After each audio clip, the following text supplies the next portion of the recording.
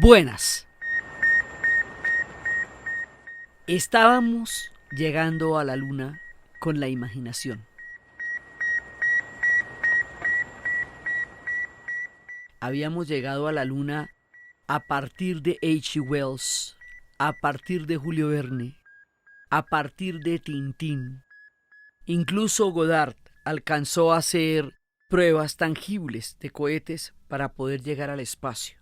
Pero ¿qué me dio entre los sueños, la ciencia ficción, el hecho de que se hubieran reído de Goddard en Estados Unidos cuando él ya tenía los cohetes listos y que esto se convirtiera no solamente en una realidad, sino en una prioridad con pujo y escarbadera? O sea, cuando pasamos de la incredulidad a la ciencia ficción, la idea de que eso es como de las grandes quimeras de la humanidad, a convertirnos en una cosa tangible. ¿Qué fue lo que cambió?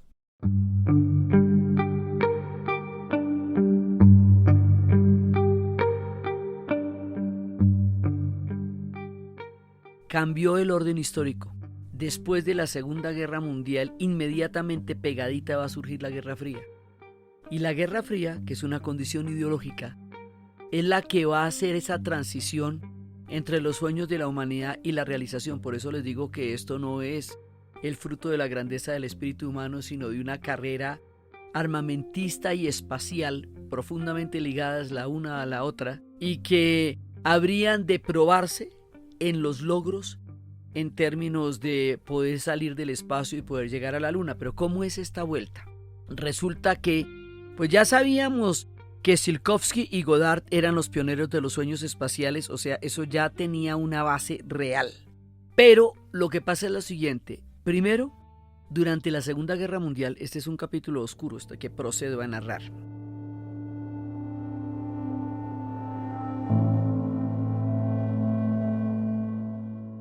Durante la Segunda Guerra Mundial, los nazis tenían los cohetes B-1 y B-2, cohetes no tripulados, que impactaban sobre la población civil de la manera más aterradora. Cuando uno escucha la canción del álbum de The Wall, la que se llama Adiós Cielo Azul, Goodbye Blue Sky, empieza a decirle que si usted ha escuchado las bombas que caen, que si usted se acuerda de las bombas que caen, que si usted ha sentido lo que es el terror de meterse debajo de un refugio antiaéreo esperando que llegue mañana un nuevo día y que finalmente pase toda esa pesadilla.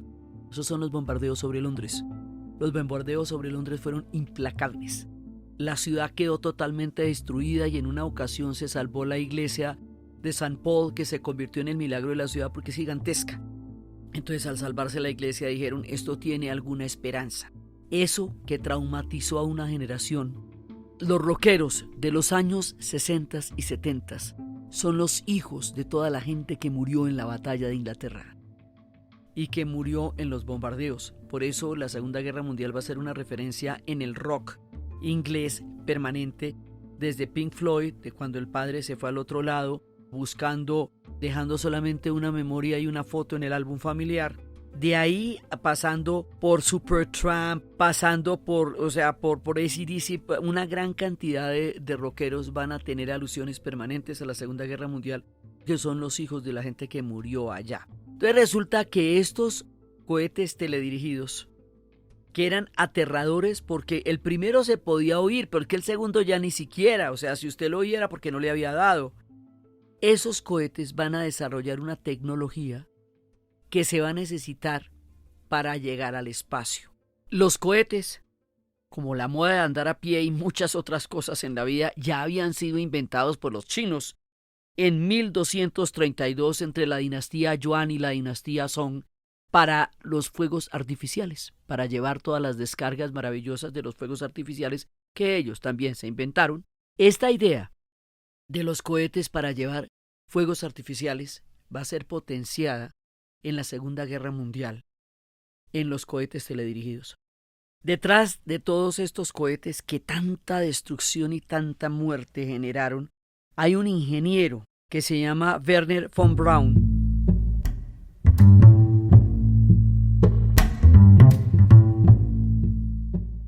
nacido en 1912, muerto en 1977. Este hombre, también influido por H. G. Wells, también influido por Julio Verne, desarrolló la tecnología de los cohetes.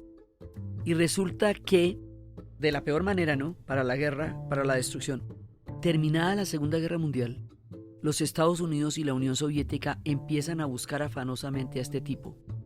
Y los Estados Unidos se lo van a llevar para su país y lo van a emplear en el desarrollo de la cohetería para llegar al espacio. Después le van a echar un cuento que no, que a él prácticamente lo obligaron los nazis y él no quería y no quería, pero desarrolló los cohetes teledirigidos.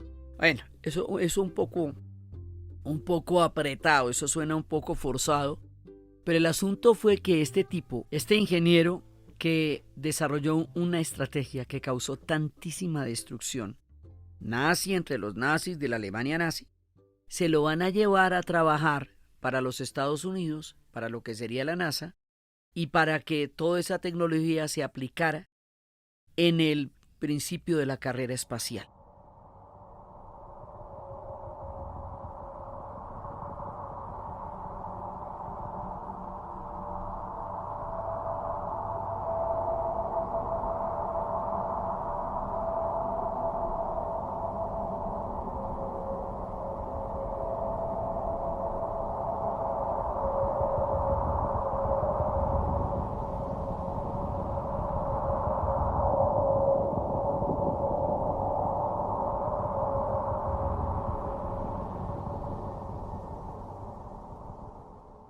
Entonces, ¿cómo es que llegamos al tema de la carrera espacial? Inmediatamente después de terminada la Segunda Guerra Mundial, o sea, ya calientica sobre la mesa, la Segunda Guerra Mundial termina con dos conferencias, la conferencia de Yalta y la conferencia de Potsdam.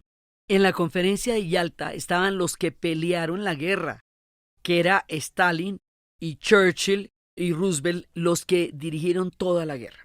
En ese momento eran aliados, pero a partir de la conferencia de Yalta empieza a darse un tema que es cómo se van a repartir el mundo después de la inminente victoria sobre los alemanes que ya realmente saben que los van a derrotar. Ahí todavía están los que pelearon la guerra. En la conferencia de Potsdam, que seguirá después, y ya con una Alemania totalmente destruida por la decisión en Yalta de la destrucción total y absoluta de Alemania, ahí ya Churchill ha perdido las elecciones, porque el hombre que los llevó a la victoria no será el hombre que los lleve a la paz. Ahí ha muerto Roosevelt, lo cual es una tragedia, porque esta guerra va a terminar con una bomba atómica que de pronto no la hubiera lanzado él. Ahí en la conferencia de Potsdam es cuando le dan a Truman el mensaje de que el bebé ha nacido bien, es decir, la clave para decir que el experimento de la bomba atómica ha triunfado. Los Estados Unidos sabe que tiene la bomba atómica a partir de ese momento y que puede negociar muy duro con la Unión Soviética el fin de la guerra. Ahí, en la conferencia de Potsdam, y con una frase que había comentado Churchill o le atribuyen a él, que decía que Stalin estaba tan misterioso que parecía que un telón de acero hubiera empezado a correrse desde Trieste hasta el Báltico. Ahí empieza una nueva etapa. Esta se va a llamar la Guerra Fría. La Guerra Fría se va a llamar fría porque si se diera una guerra, una continuación después de la Segunda Guerra Mundial entre los que antes eran aliados y ahora serán enemigos, se haría en términos atómicos. Y Einstein decía que si la Tercera Guerra era mundial, la cuarta sería palos. Poco tiempo después, la Unión Soviética desarrollaría la bomba atómica. Y al tener los dos un arma capaz de destruir por completo al planeta por primera vez en la historia de la humanidad, la confrontación no podría ser directa porque llevaría a la destrucción del planeta. Entonces la confrontación va a ser indirecta por entre las tiendas. De ahí en adelante, la Guerra Fría se va a volver un orden bipolar, un orden ideológico. Los Estados Unidos se considerará el adalid de la libertad y de la democracia y se creerá encargado de esparcirla por todo el planeta. Y la Unión Soviética se creerá la adalid de la justicia social y de la patria de los trabajadores y también se encargará de esparcirla por todo el planeta. Este doble discurso de dos modelos ideológicos con una carrera armamentista creciente y gigantesca, que va a ser en términos de armas convencionales, porque ambos tienen la bomba atómica, los va a poner en una permanente competencia.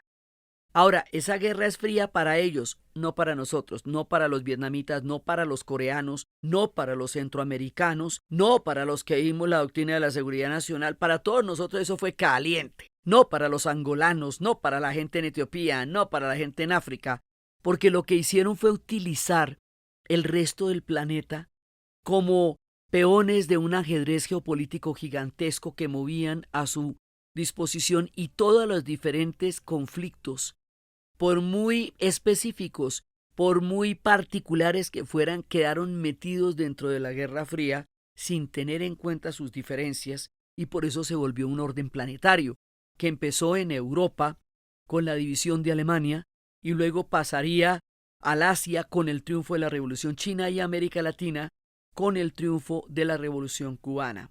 Entonces esto va a hacer que todo el planeta y todo el pensamiento se encierre solamente entre el capitalismo y el comunismo como dos modelos económicos e ideológicos, que no haya manera de pensar en nada más.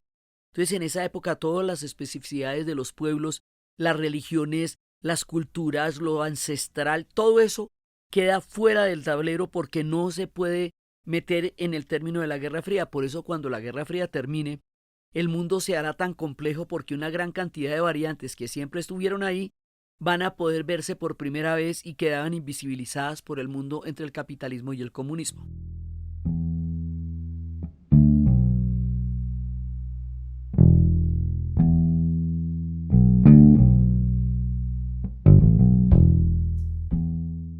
La Guerra Fría va a tener una serie de ejes. Uno es la carrera armamentista, otro es el espionaje, que es permanentemente sacándose secretos los unos de los otros. Los espías van a ser el corazón de la Guerra Fría, y otro es la carrera espacial. La carrera espacial va ligada a la carrera armamentista porque se considera que lo que se pueda desarrollar para el espacio también puede desarrollarse como una amenaza real para los Estados Unidos o para la Unión Soviética. Todo el tiempo se está pensando en términos de la paranoia. Entonces vamos a ver cómo es que está ligado esto. Pero el asunto es que de aquí en adelante empieza una competencia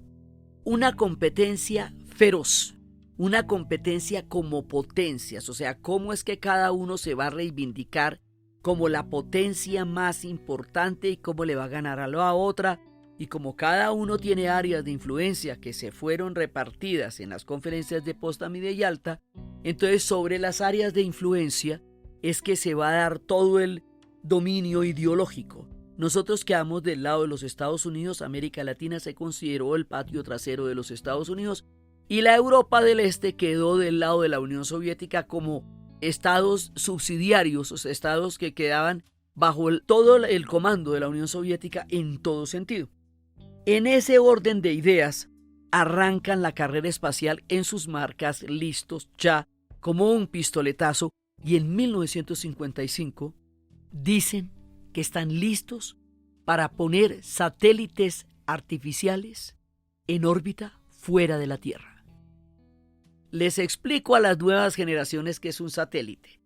Un satélite es cuando ustedes van a llamar un taxi, el taxi les va a pedir una dirección. Esa ubicación es a donde va a llegar el taxi a recogerlos. Tiene un GPS. Un GPS es una señal directamente metida al satélite, que es la que va a dar la ubicación de dónde está usted.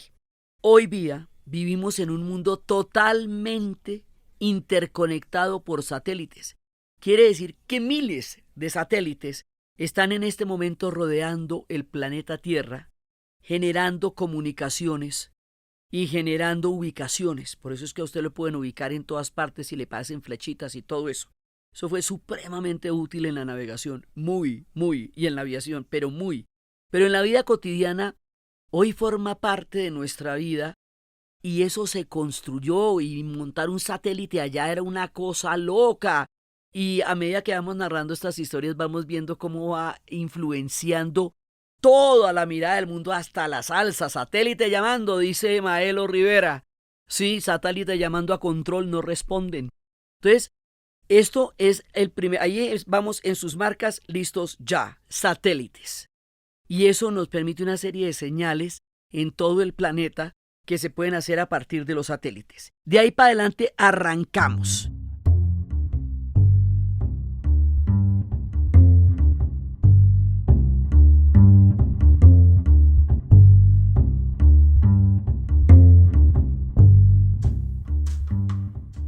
Entonces, los Estados Unidos en 1945 se han llevado a von Braun para desarrollar con él la NASA y para empezar a desarrollar el proyecto Saturno y el proyecto Apolo. Y a partir de ahí, la Unión Soviética va a lanzar el 4 de octubre de 1957, 2 años después de lo de los satélites, un hit que es el Sputnik. Sputnik en ruso significa satélite, iba a ser el nombre del primer satélite artificial, porque nosotros solo tenemos un satélite natural que es la Luna. Todo lo demás son satélites artificiales construidos por el hombre y trepados por allá. Eso es Saturno el que tiene un montón y Júpiter, pero nosotros solamente tenemos uno. Entonces resulta que el equivalente a von Braun para los soviéticos, porque era 1-1, es un tipo que se llama Sergei Korolev. Él es el ingeniero que está detrás de los satélites. Los primeros tripulantes se llamaban para los rusos cosmonautas y para los Estados Unidos astronautas. Pero antes de empezar a mandar tripulantes humanos, hubo una historia de animales que es muy triste, pues si uno lo ve es triste porque los soviéticos sacaron una perrita de la calle, una perrita callejera criollita, Laika. Hicieron pruebas con varios perros, pero la que resistió más fue ella.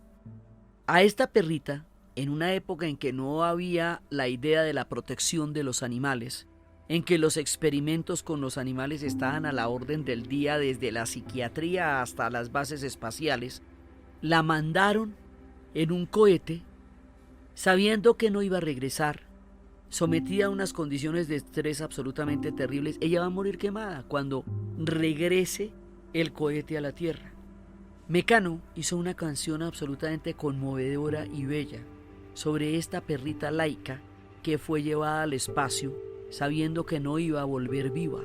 En esa época esto no se cuestionaba, el tratamiento de lo que hicieron con primates, de lo que hicieron hasta con gatos, con toda clase de animales para tratar de desentrañar los misterios del espacio, fue absolutamente horrible. Y lo de Laika es una cosa bien tenaz porque ella no va a volver, ella va a morir quemada y eso lo tiene totalmente calculado y estaba monitoreada y estaba cableada y se oía y se veía todas las reacciones de ella para saber qué iba a pasar con los humanos. Entonces la primera parte es la perrita Laika en la época del maltrato animal.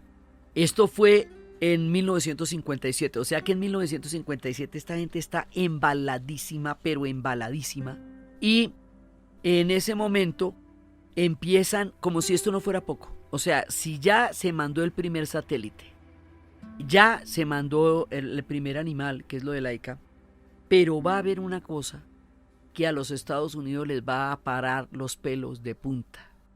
Esto para ellos va a ser una señal de alarma terrible, y en esta feroz carrera de las superpotencias esto se va a convertir en una cosa absolutamente terrible porque ellos tienen que medírsele a eso. Yuri Gagarin va a dar unas vueltas en órbita por el espacio fuera del planeta Tierra por primera vez, el 12 de abril de 1961. Esto va a marcar un hito de tales proporciones porque los Estados Unidos siempre subestimaron a los soviéticos. Siempre pensaron que los soviéticos eran como de segunda. Sí, los Estados Unidos creyeron que se había ganado la Segunda Guerra Mundial por Normandía. Obviamente, sin Normandía no se hubiera podido ganar. Pero realmente los que derrotaron a los nazis fueron los soviéticos en la batalla de Stalingrado y en la batalla de Kursk. Esas fueron las batallas donde definitivamente el ejército nazi colapsó. Y por supuesto, la invasión de Normandía era absolutamente importante porque los soviéticos habían pedido que se creara otro frente porque para ellos solos era demasiado. Pero los gringos, como llegaron en la invasión de Normandía y entran en la guerra sin haber tenido la destrucción de su territorio, los soviéticos habían destruido el 70% del territorio y de los 50 millones de personas que murieron en la Segunda Guerra Mundial, 27 millones eran soviéticos. Ellos la tuvieron mucho más dura. Todos los gringos creían que ellos eran los únicos llamados a atravesar las fronteras del hombre y del progreso. Había una sensación, a pesar del terror permanente de la Guerra Fría, había una sensación de que la humanidad en su conjunto podía avanzar a límites increíbles, que la idea de progreso era imparable. Estados Unidos había montado la primera sociedad industrial avanzada de todos los tiempos, la primera sociedad que era capaz de satisfacer las necesidades básicas de la mayoría de su población, la gran era del consumo, del bienestar, la sociedad del confort. Ellos estaban completamente encantados, encandelillados con su propio proyecto histórico, y los soviéticos también. Los soviéticos estaban alucinadísimos con su carrera espacial, le tenían toda la ficha montada al proyecto soviético. Unos y otros creían realmente en lo que estaban haciendo, y por eso lo difundían con una ideología tan absolutamente visceral, y cada uno creía que su verdad era única, que su proyecto era el mejor y que el otro proyecto era el enemigo del suyo. Esa fue la lógica de la Guerra Fría.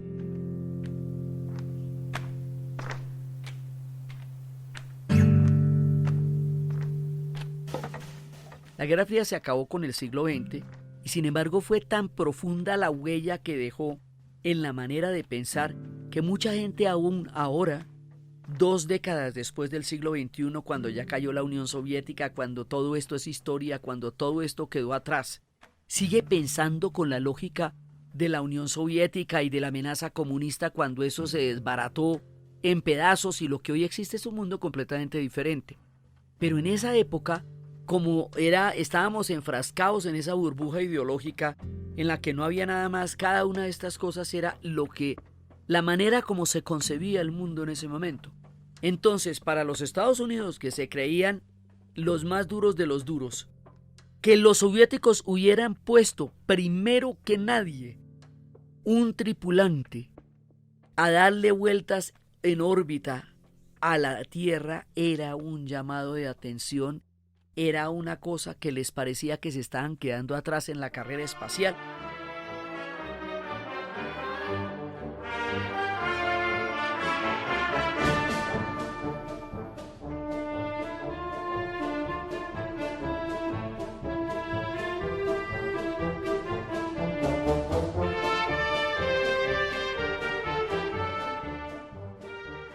Pero además les parecía que si podían mandar un tripulante fuera de la Tierra a dar órbitas en el espacio, también les podrían mandar un cohete atómico intercontinental a los Estados Unidos, es decir, que poseerían de verdad la tecnología para poderlos destruir. Y como esto es una mezcla de paranoia y mirada al espacio, desafortunadamente, como hemos analizado acá, no era la grandeza humana, sino la mezquindad y una competencia de esta naturaleza lo que los animaba. Entonces no estaban maravillados por lo que como especie hubiéramos podido lograr al tener un tripulante en órbita, sino aterrados primero porque les ganaron y segundo porque eso les daba la sensación de que igualmente quedaban en peligro de una tecnología de ojivas nucleares que pudiera llegar a su territorio, y por lo tanto refuerzan todos sus sistemas de desarrollo de armas atómicas cada vez peores y más terribles. Pero el asunto es que ahí se quedan súper pellizcados y en ese momento es cuando se van a hacer la promesa que los Estados Unidos en esa década, en la década de los años 60, van a llegar a la Luna y que eso va a suceder inmediatamente, que va a suceder en pocos años, y que es como la gran promesa que los Estados Unidos le hace al planeta. Es como una promesa planetaria en un tiempo en que el cielo era literalmente el límite y la idea de que se pudieran abrir ese tipo de horizontes cada vez más fascinaba y embelesaba a la gente. O sea, hay que imaginarse, y eso lo vamos a hacer poco a poco, cómo era de alucinante la posibilidad de que una cosa así ocurriera, cuando durante tantos siglos el hombre había soñado con ir a la luna y era solo una quimera y ahora sí estaba a la vuelta de la esquina. Entonces, en este contexto, en estas condiciones y con este tipo de prisa, de competencia, de a ver quién era la potencia más importante del planeta, con la carrera armamentista, con la repartición del mundo, es que se dan las condiciones para que el hombre vaya a ir a la luna. Es todo esto lo que tiene que pasar desde que se rieron de Goddard hasta cuando se hace la promesa solemne de que eso se va a lograr en la década de los años 60 y la va a hacer Kennedy y dice: yo voy a ser el que logre que el hombre llegue a la luna. Con esta promesa, con esta declaración histórica, con esta intención de la NASA, terminamos esta parte de nuestro capítulo y de nuestra narrativa, porque en la siguiente es donde vamos a llegar a la luna. Ya exactamente de qué manera y cómo van a empezar estas misiones que van a llevar al Apolo 11 a la luna y lo que eso va a significar para la generación que en ese momento habitaba el planeta Tierra. Porque en el momento en que el hombre llegue a la luna, todos estos sueños que teníamos desde el principio de los tiempos se van a cumplir por primera vez, suponiendo que nuestra historia es solo terrícola. Hay gente que habla de alienígenas de tiempos anteriores, pero nosotros, en lo que nos consta de la historia que vivimos, vamos a lograr esta proeza solamente en la década de los 60 del siglo XX. Entonces, ¿cómo? ¿De qué manera los Estados Unidos reacciona al tema de Yuri Gagarin? El monumento de Yuri Gagarin en este momento en Moscú es de dar alaridos.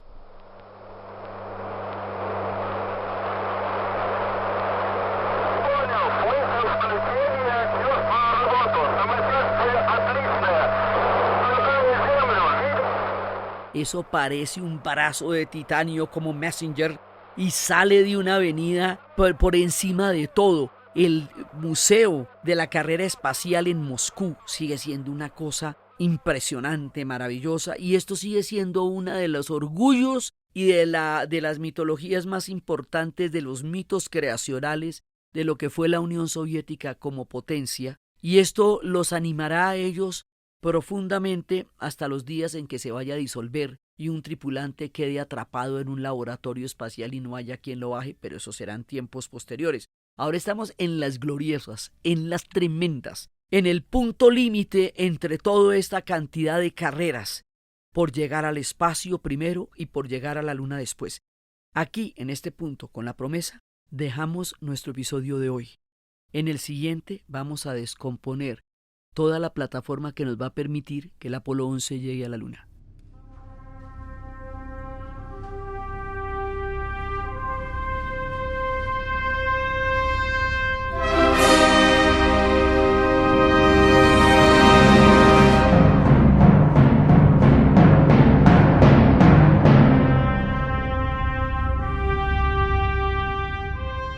Entonces, desde los espacios, de la quimera que se va realizando de la Guerra Fría, de la Segunda Guerra Mundial, de los cohetes teledirigidos, de la tecnología para poder llegar a la Luna, de todo lo que se ha creado, de los satélites en órbita, de la carrera espacial, de las plataformas que están esperando poder lanzar ese milagro al espacio, de las expectativas, de las ideologías, de los sistemas geopolíticos del capitalismo y del comunismo, de los bloques que dividieron la historia y Europa, y todo este universo que se concreta en la carrera espacial como el símbolo máximo de este orden bipolar histórico que recorrió el siglo XX, en la narración Diana Uribe. Y para ustedes feliz día, cualquiera que ese día sea. Síganos en nuestra página dianauribe.fm, en Instagram, Facebook y Twitter. También recuerden que nos pueden apoyar en nuestra cuenta de Patreon. Este podcast fue posible gracias al equipo de la Casa de la Historia, Arturo Jiménez, Diana Suárez, Milena Beltrán, y fue grabado en Los Gatos Estudio por Arturo Jiménez y editado por Sebastián Payán de 070 y siempre con la ayuda fuerte y poderosa de Santiago Espinosa Uribe y Laura Rojas Aponte del podcast Cosas de Internet. Internet.